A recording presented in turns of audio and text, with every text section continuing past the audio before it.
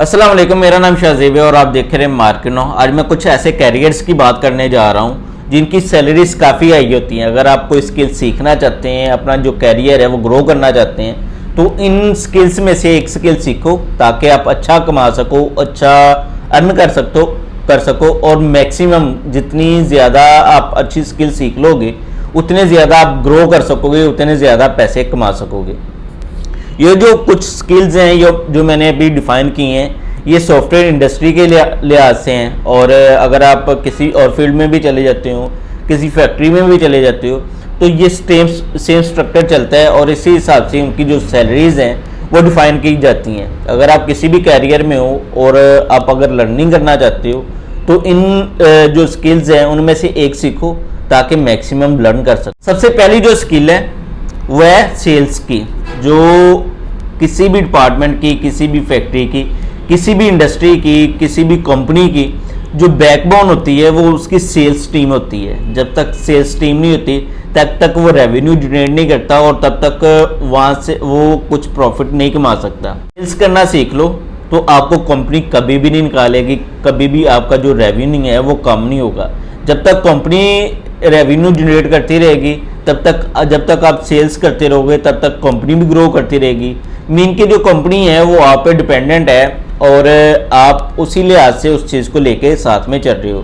तो सबसे जो पहला कैरियर है वो आप सेल्स को ज्वाइन करो, सेल्स को सीखो।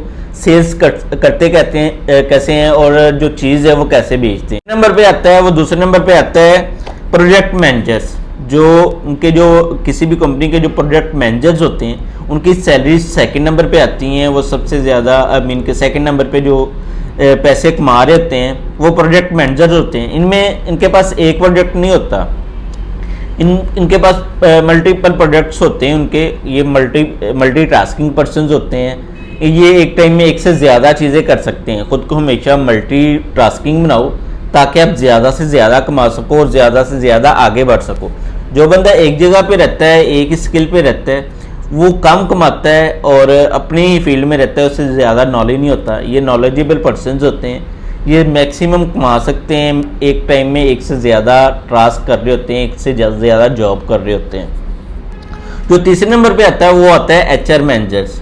HR मैनेजर्स का मतलब होता है जो आपकी लेबर को, आपकी जो पर्सनस हैं, जो आपके पास एम्प्लॉयज़ हैं, उनको हायर कैसे करते हैं।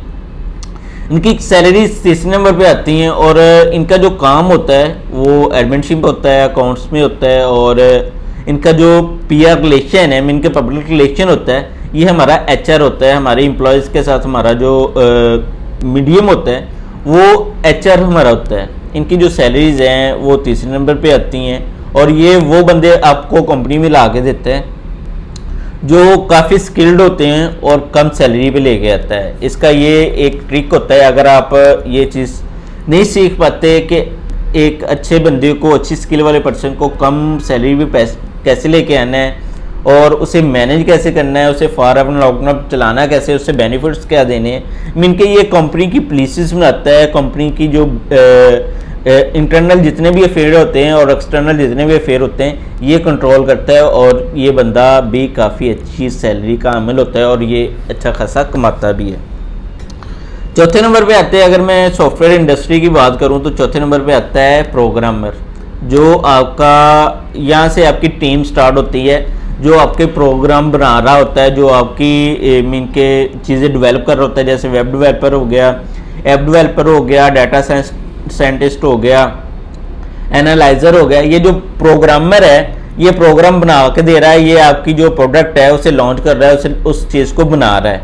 जो पांचवें नंबर पे चीज़ आती है वो आती है ई-कॉमर्स एक्सपर्ट। ई-कॉमर्स एक्सपर्ट का मतलब है कि आपकी जो प्रोडक्ट सेलिंग है, अगर आप ऑनलाइन सेल कर रहे हो कोई भी चीज़, उस चीज़ में आप कितने एक्सपर्ट हो, उस चीज़ को आप कितनी अच्छा सेल कर सकते हो, उस चीज़ को आप कितना अच्छा रिप्रेजेंट कर सकते हो। आपका जो मार्केट एनालाइजिंग है, जो मार्केट के एनालिसिस हैं वो आपके कितने स्ट्रॉन्ग है, आपकी किस चीज़ पे जाके आप उस चीज़ को पीक पकड़ा सकते हो, आप अपनी जो प्रोडक्ट है वो कितनी अच्छी मैक्सिमम सेल कर सकते हो, रिप्रेजेंट कर सकते हो। ये ई-कॉमर्स एक्सपर्ट का होता है। इसने ई कॉमर्स के जितने भी टर्म एंड कंडीशंस हैं, जितनी भी एसईओ है, ईच एंड एवरीथिंग इस चीज़ ने देखनी, इस शख्स ने देखनी होती है ताकि आपकी जो कंपनी है वो मैक्सिमम ग्रो कर सके। जो छठे नंबर पे आता है वो डिजिटल मार्केटर होता है। डिजिटल मार्केटिंग और ई कॉमर्स एक्सपर्ट ये कोऑर्डिनेशन के साथ काम करते हैं। वो जो ई कॉमर्स एक्सपर्ट होता है उसने आपकी वेबसाइट को देखना होता है और डिजिटल मार्केटर ने आपके जो सोशल मीडिया अकाउंट्स हैं उनको देखना होता है और वहाँ से आपको जो सेल्स हैं वो ला के देनी होती हैं। आपकी वेबसाइट तक आपके जो प्रोडक्ट तक है वो पर्सनस लेके आने होते हैं। फिर सेल्स टीम ने उनके साथ कम्युनिकेट करके उनकी जो सेल्स हैं वो ओके करनी होती हैं। जो सातवें नंबर पे चीज़ आती है वो आती है ग्राफिक डिज़ाइनर। ग्राफिक डिज़ाइनिंग का मतलब होता है कि आप अपनी जितनी भी प्रोडक्ट है उसे कितना ग्राफिक्स में अच्छा रिप्रेजेंट कर सकोगे। आप जितना अच्छा अपनी प्रोडक्ट्स को रिप्रेजेंट करते हो आप उतना अच्छा रेवेन्यू जनरेट करते हो, उतनी अच्छी इनकम जनरेट करते हो, उतना ज़्यादा प्रॉफिट हो सकता है आपको।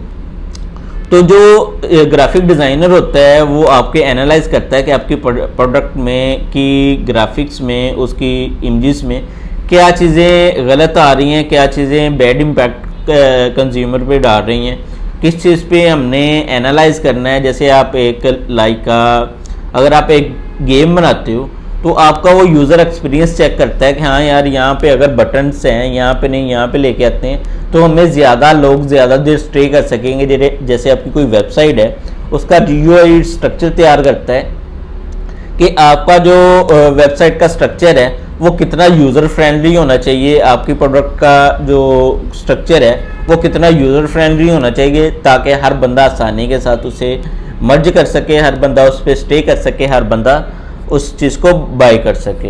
ये जो 7-8 कैरियर्स हैं जो मैंने अभी आपके साथ इनकी शेयर की हैं ये काफ़ी हाई पेइंग है। सॉफ्टवेयर इंडस्ट्री में तो काफ़ी हाई पेइंग है और बाकी इंडस्ट्रीज़ की भी अगर हम बात करते हैं तो जो फर्स्ट 3 हैं जैसे सेल्स हैं, प्रोजेक्ट मैनेजर है और HR टीम है, नीचे थोड़े से सॉफ्टवेयर इंडस्ट्री की बात स्टार्ट हो गई थी। तो ये जो तीन फील्ड्स हैं, 3 इनके कैरियर्स हैं, ये काफ़ी हाई पेइंग है। इनकी जो सैलरीज हैं वो काफ़ी ज़्यादा होती है और इनकी ईच एंड एवरी जो डिमांड है वो भी पूरी की जाती है कंपनी की तरफ से।